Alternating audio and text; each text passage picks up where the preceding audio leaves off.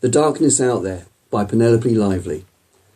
She walked through flowers, the girl, oxeye daisies and vetch and cow parsley, keeping to the track at the edge of the field.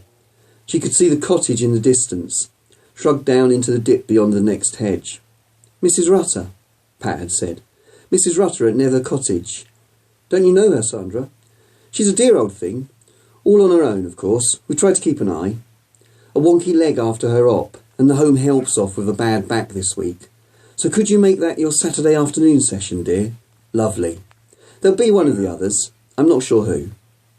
Pat had a funny eye, a squint, so that her glance swerved away from you as she talked, and a big chest jutting under washed-out jerseys.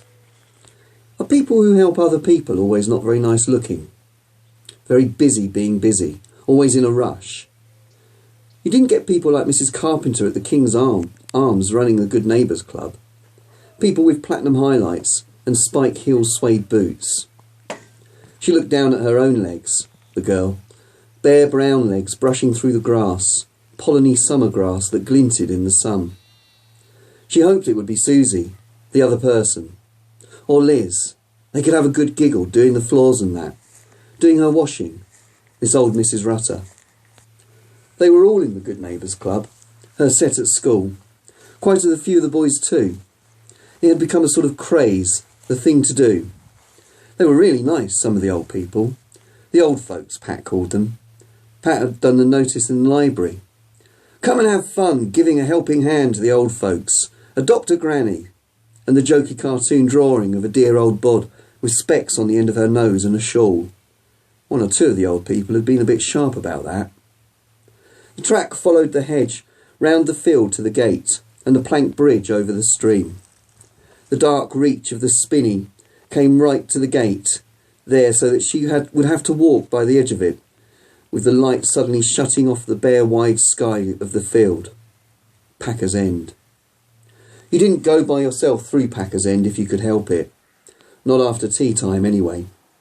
A German plane came down in the war, and the aircrew were killed, and there were people who heard them still talking still, chattering in German on their radios, voices coming out of the trees, nasty, creepy, people said.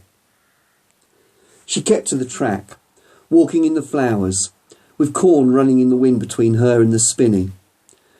She thought suddenly of blank-eyed helmeted heads looking at you from among the branches.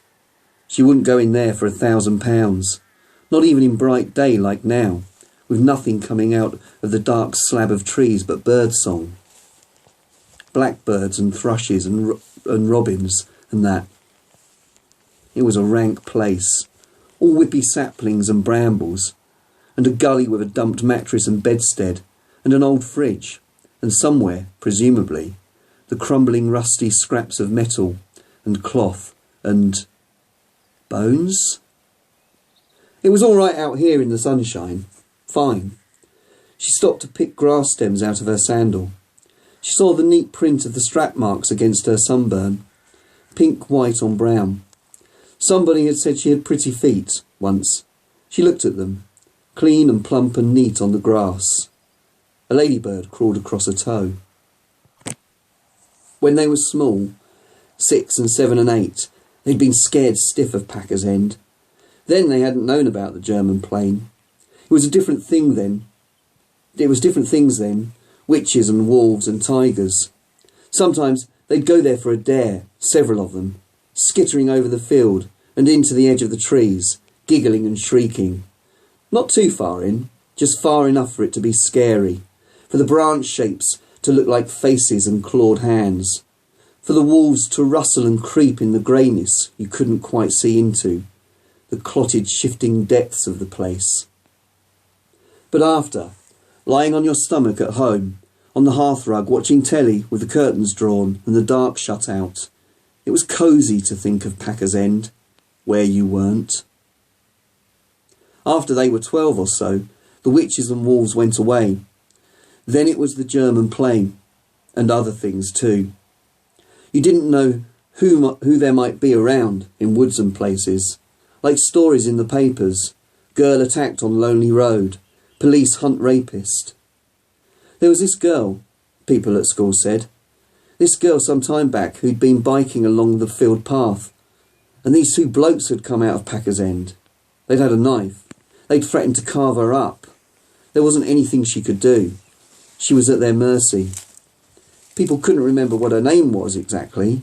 She didn't live round here anymore. Two enormous blokes, sort of gypsy types. She put her sandal back on.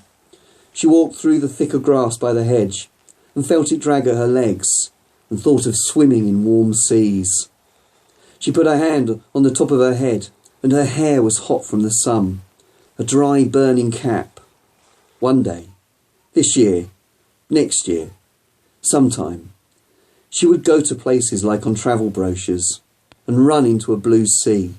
She would fall in love and she would get a good job and she would have one of those new singers that do zigzag stitch and make an embroidered silk coat. One day. Now, she would go to this old Mrs. Rutter's and have a bit of a giggle with Susie and come home for tea and wash her hair.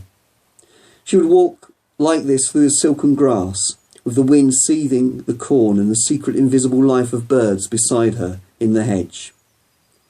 She would pick a blue flower and examine its complexity of pattern and petal and wonder what it was called and drop it.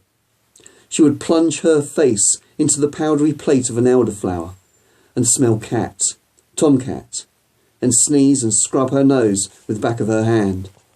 She would hurry through the gate and over the stream, because that was a bit too close to Packer's End for comfort.